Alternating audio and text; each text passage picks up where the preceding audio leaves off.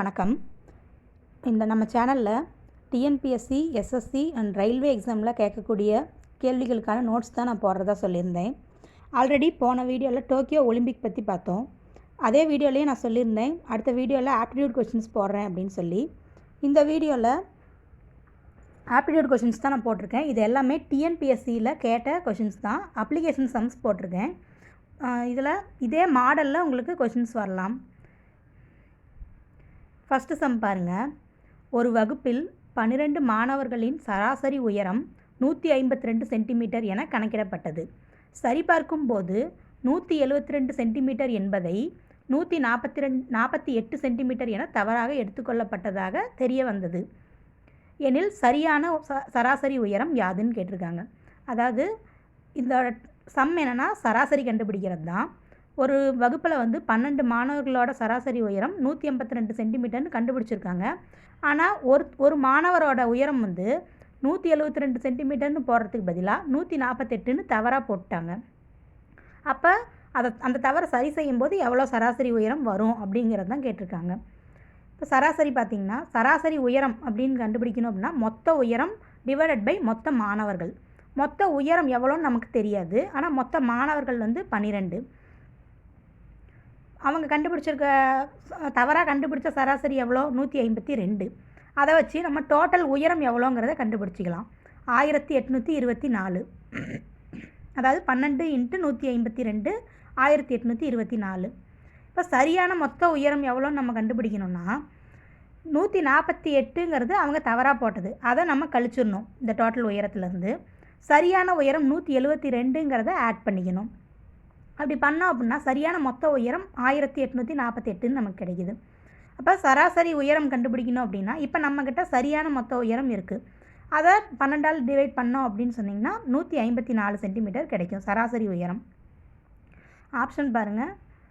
Option டியில்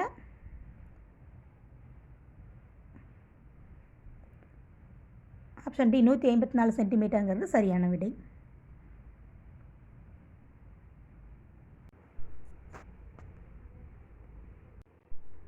ரெண்டாவது some பாருங்கள். 2 மிகை எண்களின் வர்க்கங்களின் வித்தியாசம் 45. சிறிய எண்ணின் வர்க்கமானது பெரிய எண்ணின் 4 மடங்கிற்கு சமம் எனில் அந்த எண்களை காண்கன்னு கொடுத்துருக்காங்க. 2 மிகை எண்கள், அதை நம்ம எக்ஸ் அண்டு ஒய்னு அசியூம் பண்ணிக்குவோம். 2 மிகை எண்களின் வர்க்கங்களின் வித்தியாசம் கொடுத்துருக்காங்களா? அப்போ எக்ஸ் ஸ்கொயர், வர்க்கம்னா என்னது, ஸ்கொயர் பண்ணுவோம். X square minus Y square 45. இப்போ வித்தியாசங்கும்போது பெரிய எண்ணிலேருந்து சிறிய எண்ணை கழிச்சா தான் நமக்கு பாசிட்டிவ் நம்பர் கிடைக்கும். அப்போ எக்ஸை பெரிய எண்ணாகவும் ஒய்யை சிறிய எண்ணாகவும் எடுத்துக்கலாம். எக்ஸ் பெரிய எண். அப்போ அடுத்தது என்ன கொடுத்துருக்காங்க, சிறிய எண்ணின் வர்க்கமானது பெரிய எண்ணின் 4 மடங்கிற்கு சமம்னு கொடுத்துருக்காங்க. சிறிய எண் நம்ம எடுத்துருக்கிறது ஒய்யோட வர்க்கம் ஒய் ஸ்கொயர் ஈக்குவல் டு எக்ஸோட 4 மடங்கிற்கு சமம். அப்போ 4x. இப்போ நமக்கு 2 ஃபார்முலா கிடச்சிருக்கு. ஒன்று X square minus Y square equal to 45, இன்னொன்று Y square equal to 4x. இப்போ ரெண்டாவது கிடைச்ச சமன்பாட்டை ஃபஸ்ட்டு இதெல்லாம் நம்ம சப்மிட் பண்ணுவோம். அதாவது ஒய் ஸ்கொயரோட வேல்யூ நமக்கு கிடச்சிருக்கு. அப்போ X square minus 4x equal to 45 ஆகிடுமா? இப்போ 45 இந்த பக்கம் கொண்டு வந்தோம் அப்படின்னா X square minus 4x minus 45 equal to 0. இது ஒரு இருபடி சமன்பாடு முறையில் இருக்கா? எக்ஸ் ஸ்கொயர் அப்புறம் எக்ஸோட வேல்யூ அப்புறம் எந்த இதுவும் இல்லாமல் தனி இது இருக்குது. இதை வச்சு நம்ம எக்ஸோட வேல்யூ கண்டுபிடிக்கலாமா? இப்போ 45ஓட பெருக்கல் பலன் இந்த எக்ஸோட பக்கத்தில் இருக்க நம்பருக்கு கூட்டல் இது, அதை வச்சு நம்ம 2 நம்பர் கண்டுபிடிப்போம் எக்ஸோட வேல்யூ. இப்போ எக்ஸ் மைனஸ் 9 எக்ஸ் ப்ளஸ் 5ன்னு வரும். அப்போ எக்ஸோட வேல்யூ 9 அண்டு மைனஸ் 5ன்னு கிடைக்கும் நமக்கு. இதெல்லாம் மிகை எண்கள்னு சொல்லி அவங்களே கொடுத்துட்டாங்க. அப்படிங்கிறதுனால இந்த மைனஸ் 5 நம்ம இக்னோர் பண்ணிடலாம். ஒரு எண் நமக்கு கிடச்சிருச்சு எக்ஸ் ஈக்குவல் டு 9. இதை வச்சுக்கிட்டு நம்ம இந்த ரெண்டாவது சமன்பாட்டில் எக்ஸோட வேல்யூவை சப்ஸ்டிட் பண்ணோம் அப்படின்னா ஒய் ஸ்கொயர் ஈக்குவல் டு 4 × 9. இப்போ ஒய்யோட வேல்யூ ஒய் ஸ்கொயரோட வேல்யூ 36ன்னு கிடைக்கும். ஒய்யோட வேல்யூ 6. ஆப்ஷன்ஸ் பாருங்கள். 3 மற்றும் 15, 9 மற்றும் 5. ஆப்ஷன் சி 3 மற்றும் 16. ஆப்ஷன் டி 9 மற்றும் 6 கொடுத்துருக்காங்க.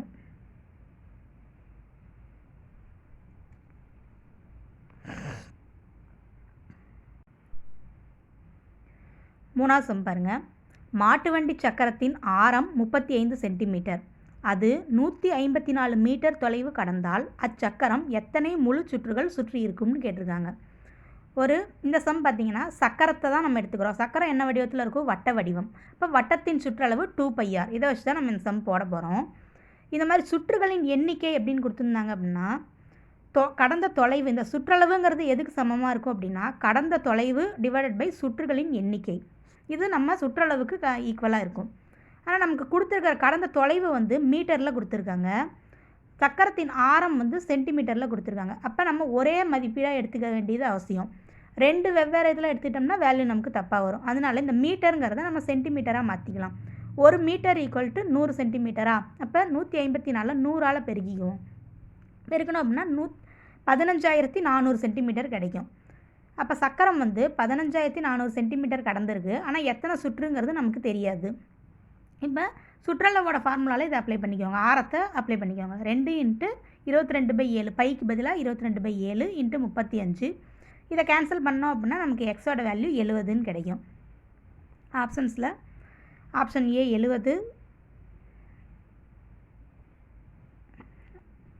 70ங்கிறது கரெக்டான ஆன்சர்.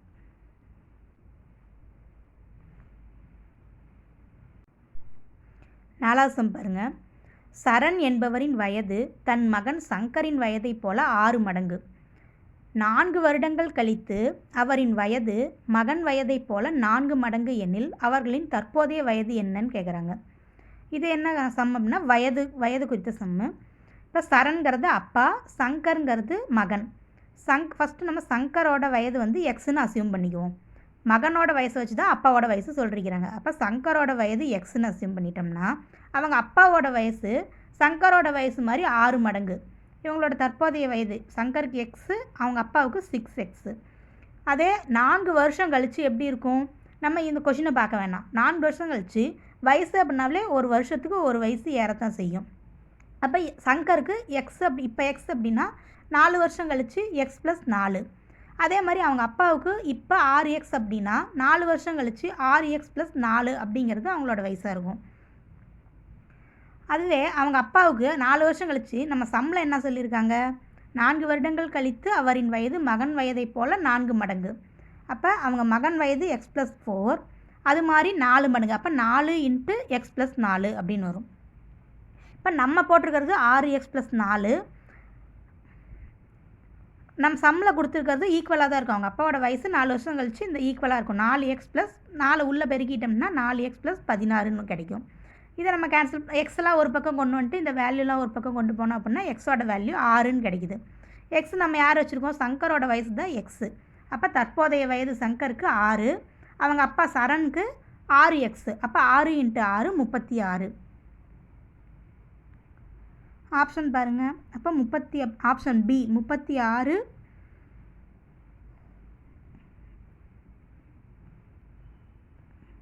அப்படிங்கிறது கரெக்ட் ஆன்சர். 5வது சம். ஏ என்பவர் ஒரு வேலையை 20 நாட்களிலும் பி என்பவர் அதே வேலையை 30 நாட்களிலும் செய்து முடிப்பார்கள். அவ்விருவரும் சேர்ந்து அவ்வேலையை செய்து முடிக்க எத்தனை நாட்கள் ஆகும்னு கேட்டிருக்காங்க. நம்ம டைப் என்னென்னா ஆட்கள் நாட்கள். இது எல்லாருமே ஈஸியாக போட்டுருவோம். இருந்தாலும் இது சொல்கிறேன். ஏ 20 நாட்களில் செய்வாங்க, பி 30 நாட்களில் செய்வாங்க அப்படின்னா டோட்டலாக எத்தனை நாட்களில் செய்வாங்கன்னு கேட்டிருக்காங்க. எப்போவுமே நாட்களில் கொடுத்துருந்தாங்க அப்படின்னா நீங்கள் ஏவும் பியும் சேர்ந்து செய்யும்போது கண்டிப்பாக அப்போ கம்மியான நாட்களில் செஞ்சு முடிச்சுருவாங்க. இப்போ அதிலேருந்தே நீங்கள் தெரிஞ்சுக்கலாம். ஆப்ஷன் டி பாருங்கள் 20 நாட்கள் கொடுத்துருக்காங்க. கண்டிப்பாக 20 நாட்கள் வராது. நம்ம இந்த 3 ஆப்ஷனில் தான் ஏதோ ஒன்று அப்படிங்கிறத தெரிஞ்சுக்கலாம். இப்போ நாட்களை தலைகீழாக நம்ம எழுதிக்குவோம். ஏ + பியை கூட்டும்போது நாட்களை கூட்டினா தலைகீழ 1/20 1/30 அந்த மாதிரி எழுதி கூட்டணும். அப்போ 1/20 + 1/13 எழுதணும் அப்படின்னா அதுக்கு 20க்கும் 30க்கும் மீசியமாக எடுத்தோம் அப்படின்னா 60.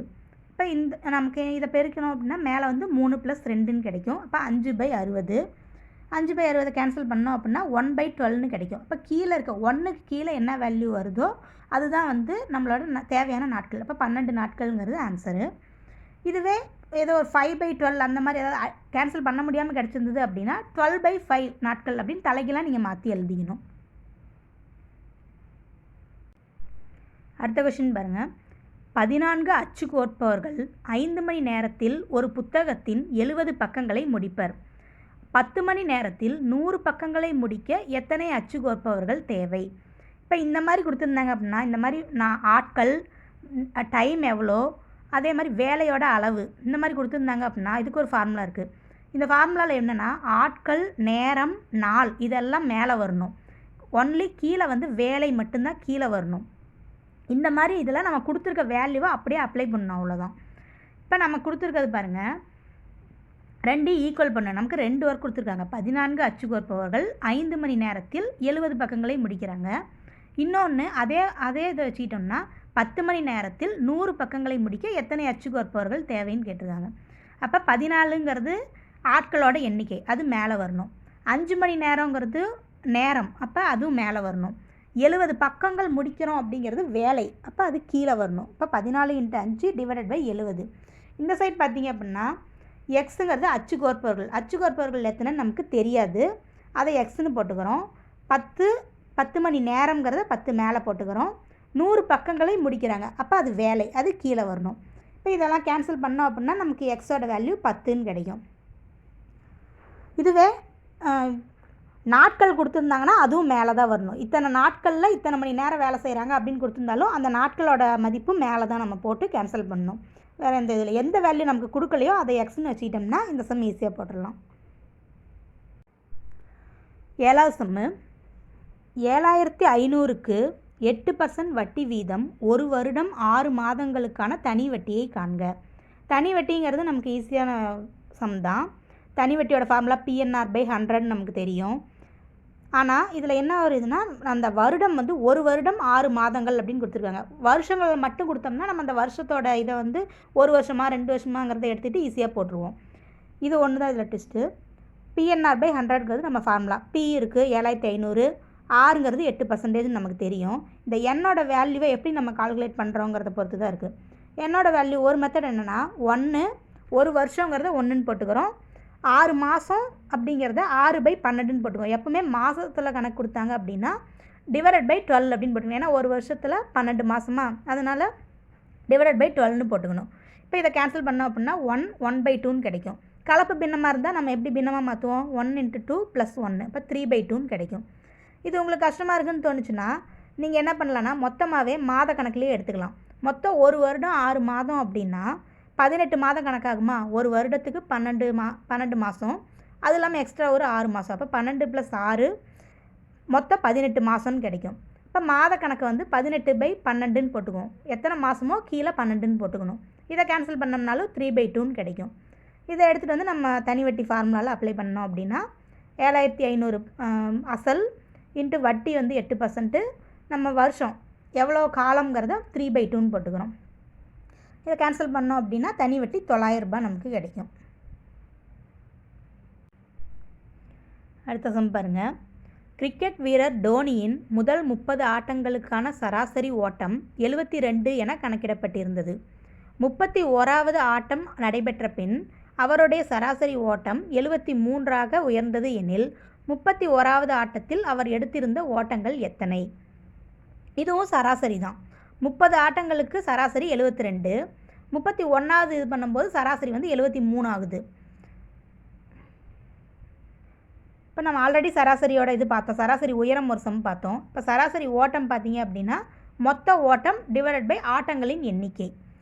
இதில் பாருங்கள் 30 ஆட்டங்களோட டோட்டல் என்ன எத்தனை ரன் எடுத்தாருன்னு நமக்கு தெரியாது. அப்போ 30 என்னு போட்டுக்கலாம். /30 எத்தனை ஆட்டம்னு தெரியும், அது 30. அதோட சராசரி 72.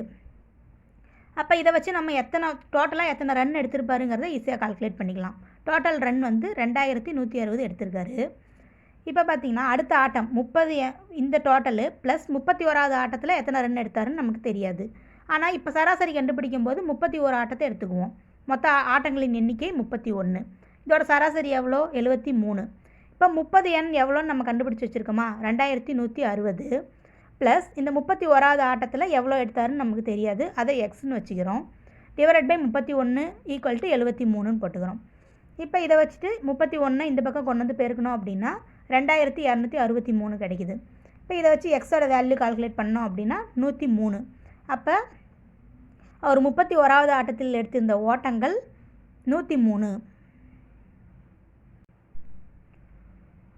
அடுத்தது பாருங்கள், ரீனா மற்றும் உஷாவின் தற்போதைய வயதுகள் முறையே 24 வருடங்கள் மற்றும் 36 வருடங்கள் எனில் 8 ஆண்டுகளுக்கு முன் உஷா மற்றும் ரீனாவின் வயதுகளின் விகிதம் என்னவாக இருந்திருக்கும். இதில் வயது சம்மும் நமக்கு பார்க்கணும், விகிதம் தான் நம்மளை கேட்டிருக்காங்க. ரீனா மற்றும் உஷாவோட வயதுகள் எத்தனை? ரீனாவுக்கு 24, உஷாவுக்கு 36. அது தற்போதைய வயது. இப்போ பிஃபோர் 8 இயர்ஸ் அப்படின்னா 8 வருடங்களுக்கு முன்னாடி அப்படின்னு சொன்னோம்னா 8 வருஷத்தை கழிச்சிக்கணும். 2 பேர் வயசையுமே 8 கழித்தோம் அப்படின்னா ரீனாவுக்கு 16, உஷாவுக்கு 28 வயசு இருந்திருக்கும் 8 வருஷத்துக்கு முன்னாடி. இப்போ நம்ம முக்கியமாக கவனிக்க வேண்டியது என்னென்னா, விகிதம் அப்படின்னு கேட்டாங்கன்னாவே யார் பேர் ஃபஸ்ட்டு வருது யார் பேர் செகண்ட் வருதுங்கிறது தான் நம்ம பார்க்கணும். விகிதத்தில் எப்பவுமே அந்த தப்பு தான் நம்ம பண்ணிடுவோம். அதனால தான் பாருங்கள், ஆப்ஷன்லேயே பாருங்கள், ஏ வந்து 7:4ன்னு கொடுத்துருக்காங்க, டி வந்து 4:7ன்னு கொடுத்துருக்காங்க. ஒரே நம்பர் தான், ரெண்டையும் ஆல்டர்னேட் பண்ணி மாற்றி கொடுத்துருக்காங்க. இதை விகிதத்தில் எப்போவுமே இதை மாற்றி போட்டாலுமே தப்பாயிடும். நம்ம கொஷின் வந்து உஷா மற்றும் ரீனாவுக்கு கேட்டிருக்காங்க.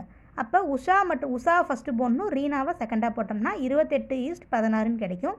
இதை கேன்சல் பண்ணோம் அப்படின்னா 7:4. இப்போ ஆப்ஷன் ஏ வந்து சரியான விடை. 10வது சம் பாருங்கள், ஒரு கனசதுரத்தின் மொத்த வலைப்பரப்பு 384 மீட்டர் ஸ்கொயர் எனில் அதன் பக்கம் எவ்வளவுன்னு கேட்குறாங்க. கனசதுரம் அப்படின்னு பார்த்தீங்கன்னா, கனசதுரத்தில் மொத்த பக்கங்கள் வந்து 6 பக்கங்கள் இருக்குமா. எல்லா பக்கங்களோட மொத்த வலைப்பரப்பு தான் இவங்க கொடுத்துருக்காங்க 384 மீட்டர் ஸ்கொயர். அப்போ 6 பக்கத்துக்கு 384 அப்படின்னா ஒரு பக்கத்துக்கு எவ்வளோ பரப்புன்னு நம்ம ஈஸியாக கண்டுபிடிக்கலாமா. 384 6ஆல் வகுத்தோம் அப்படின்னா ஒரு பக்கத்துக்கான பரப்பு கிடைக்கும். கனசதுரத்தின் ஒரு பக்கம் என்னது? சதுரம் தான் ஒரு பக்கம். அப்போ சதுரத்தின் பரப்பு, ஒரு சதுரத்தின் பரப்பு 64 மீட்டர் ஸ்கொயர் நமக்கு கிடைக்குது. அப்போ ஒரு சதுரத்தின் பரப்பளவோட ஃபார்முலா ஏ ஸ்கொயர். இப்போ நமக்கு ஏ தானே கேட்குறாங்க, ஒரு பக்கம் எவ்வளவுன்னு கேட்குறாங்க. இப்போ ஏ வேணும் அப்படின்னா 64க்கு ஸ்கொயர் ரூட் எடுத்தோம் அப்படின்னா 8 மீட்டர் கிடைக்கும். ஆப்ஷன் பி 8 மீட்டர் கொடுத்துருக்காங்க. இப்போ நான் கொடுத்துருக்க கொஷின் எல்லாமே டிஎன்பிஎஸ்சியில் கேட்டிருக்க அப்ளிகேஷன் சம் தான் கொடுத்துருக்கேன். இதே மாடலில் உங்களுக்கு சம் கேட்பாங்க. பொதுவாக சராசரி, வயது இதை தான் வந்து கேட்டிருக்காங்க. ஓகே ஃப்ரெண்ட்ஸ், இது உங்களுக்கு யூஸ்ஃபுல்லாக இருக்குன்னு நினைக்கிறேன். இன்னும் என்ன மாதிரியான வீடியோ போடலாம், என்ன கொஷின்ஸ் போடணும் அப்படிங்கிறதும் நீங்கள் கமெண்ட்டில் சொல்லுங்கள். சேனல் சப்ஸ்கிரைப் பண்ணிக்கோங்க. அடுத்து என்ன வீடியோ போடலாங்கிறத நீங்களே சொல்லுங்கள். தேங்க்யூ. All the best.